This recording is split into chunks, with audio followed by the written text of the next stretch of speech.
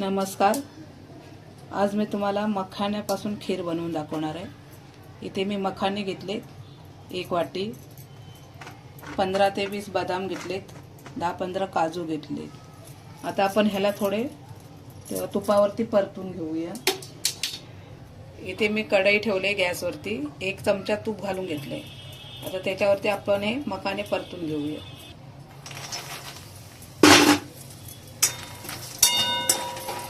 थोडेसे आपल्याला कुरकुरीत होईपर्यंत परतून घ्यायचे.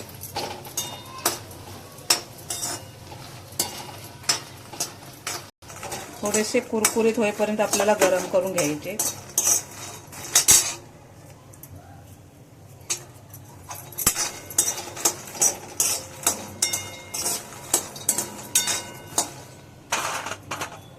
ते आपले झाले परतून मखाणे काढून घेते.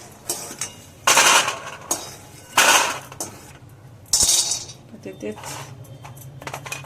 कढईमध्ये मी काजू आणि बदाम थोडेसे परतवून घेते.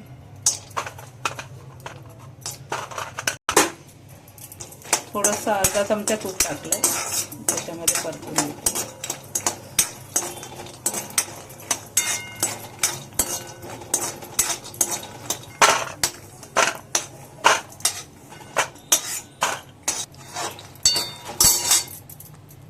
हे आपण भाजून घेतलेले साहित्य बदाम, काजू आणि हे मखाणे ते आपल्याला मिक्सर मधून जाडसर वाटून घ्यायचे. मला थोडेसे मखाणे 1 वाटी, मी जे मखाणे एक घेतले त्याच वाटीने 1 वाटी मखाणे थोडे वरून टाकण्यासाठी ठेवले भाजून. इथे आपण हे आता मखाणे, काजू, बदामचे असे छान असे पावडर करून घेतले. आणि इकडे मी 1 लिटर दूध गरम करायला ठेवलंय. इथे मी 1 लिटर दूध गरम करून घेतलंय. थंड दुधामध्ये नाही आपल्याला टाकायचं. हे दूध आपलं गरम केलेलं आहे. 1 लिटर मी दूध गरम करून घेतले. त्याच्यामध्ये आता ही पावडर टाकून घेऊया.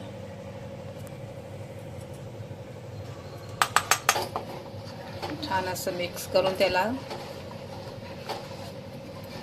4 ते 5 मिनिटं असे छान शिजवून घेऊया. इथे मी गुळाचा वापर करणार आहे, पण आपल्याला दूध गरम असताना टाकायचं नाही, नाही तर आपलं दूध फाटू शकतं. पूर्ण खीर झाल्यानंतर 2-3 मिनिटं त्याची वाफ काढून घ्यायची. नंतर गूळ त्याच्यामध्ये विरघळून घ्यायचा आणि गूळ आपल्याला कापून घ्यायचा आहे, चिरून घ्यायचा आहे बारीक असं. आता ह्याला आपण 4 ते 5 मिनिटं छान शिजवून घेऊया.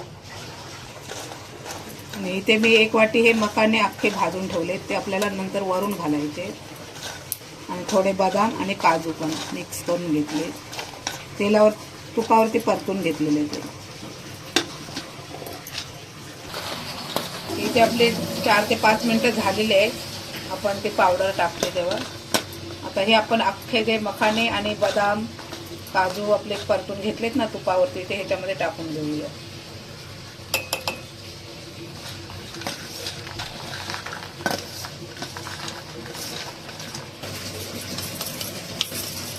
इथे मी वेलची पूड घेतली,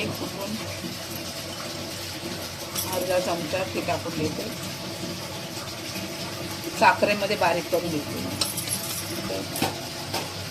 हे पण आपल्याला 2 ते 3 मिनिटं छान असं शिजवून घ्यायचे मखाणे घातल्यानंतर. इथे आपले 5 मिनिटं झालेत. आपण मखाणे घातल्यास दुधामध्ये. आता मी गॅस बंद करते. आणि आपल्याला ही वाफ आहे ना 2-3 मिनिटं काढून घ्यायचे. नंतर आपल्याला याच्यामध्ये गूळ मिक्स करायचं. परत गॅस पेटवायचा नाही आपल्याला, नाही तर आपलं दूध फाटू शकतं. जर गूळ घालायचा असेल तर, तुम्हाला साखर वापरायची असेल तर ह्याच्यामध्ये चालू गॅसवरती वापरू शकता. फक्त आता दूध आपला गूळ घातल्यानंतर कसं दूध फाटलं जातं, म्हणून ही वाफ काढून घ्यायची. नंतर आपल्याला बारीक किसून गूळ याच्यामध्ये मिक्स करून घ्यायचं. इथे आपले 2 ते 3 मिनिटं झालेत आणि आपली हलकीशी वाफ निघून गेले दुधामधली. एकदम पण थंड नाही करायचं, थोडं हलकंसं गरम आहे तोपर्यंतच आपण ह्याच्यामध्ये गूळ घालायचा. आणि जास्त गरम असताना पण घालायचं नाही. थोडी हलकी वाफ निघून द्यायची आणि नंतर मग ह्याच्यामध्ये गूळ मिक्स करायचा आहे. आता मी ह्याच्यामध्ये गूळ मिक्स करते.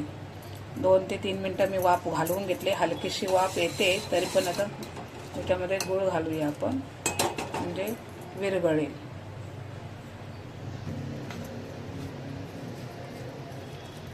गोड तुमच्या आवडीनुसार मी इथं 1 वाटी घेतलाय. तुम्हाला जर गोड कमी आवडत असेल तर यातला तुम्ही गोड थोडा कमी करू शकता तुमच्या आवडीनुसार. आता आपल्याला हे छान असा चमच्याने, गॅस पेटवायची नाही आपल्याला. हे जसं दूध हलकंसं आपलं गरम आहे ना त्याच्यामध्येच आपण ढवळून ढवळून गूळ आपला विरघळून घ्यायचा आहे. गॅस परत चालू केली तर तुमचं दूध फाटू शकतं गूळ असल्यामुळं. तुम्हाला जर गूळ नको असेल तर तुम्ही ह्या जागी साखर पण वापरू शकता.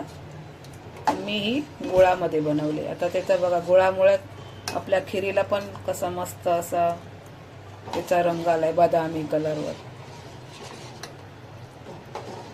बघा इथे आपण गॅस बंद केल्यामुळे आणि आपली थोडी दुधाची वाफ काढून घेतल्यामुळे आपलं दूध इथे फाटलं नाही. कसं बघा मस्त अशी जाड टेक्स्चरची आपली खीर तयार झाली मस्तपैकी. बघा छान अशी घट्टसर. अजूनही थंड झाल्यावर थोडी घट्ट होईल. अजूनही गरम आहे म्हणताना आपली अजून पातळ वाटते. आणि दूध आपण गरम करताना जास्त पाण्याचा वापर नाही करायचा आहे. थोडंसंच पाणी आपल्याला टाकायचं आहे, नाही तर ते पातळ होऊ शकते. बघा इथे आपण ते थोडे मखाने मिक्सरला वाटून घातलेत, बदाम थोडे वाटून घातलेत, काजू. त्याच्यामुळे हे आपलं खिरीला मस्त असं घट्टसर टेक्स्चर आलंय.